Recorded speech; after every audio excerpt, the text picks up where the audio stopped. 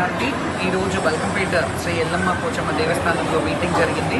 So ఈ మీటింగ్కి కొంతమంది శివశక్తులను ఆహ్వానించడం జరిగింది.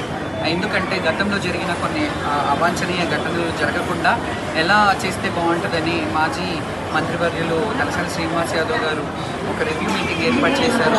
అందులో శివశక్తులకు ఏం కావాలి, శివశక్తులకు ఎలా ఉంటే బాగుంటుంది అంటే మనం పడుతున్న ఇబ్బందులు కానీ శివశక్తులకు వస్తున్న ప్రాబ్లమ్స్ కానీ అది చెప్తే ప్రత్యేకమైన క్యూ లైన్లు ఏర్పాటు చేస్తామన్నారు. టైం స్లాట్ అన్నారు.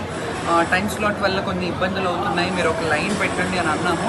దానికి సానుకూలంగా స్పందించారు. అండ్ అట్లాగే రెగ్యులర్గా వచ్చే వాళ్ళకు కొన్ని పాసెస్ కూడా ఇష్యూ చేయమన్నాము.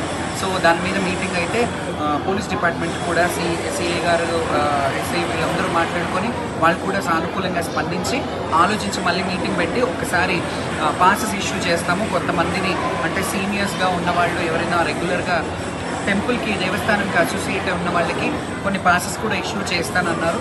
సో ఖచ్చితంగా అందరూ పెద్ద ఎత్తున వచ్చి శివశక్తులు కానీ జోగినీలు కానీ వచ్చి బాగా అమ్మవారి మొక్కులు సమర్పించుకోవాలని మనస్ఫూర్తిగా కోరుకుంటున్నాను. Thank you.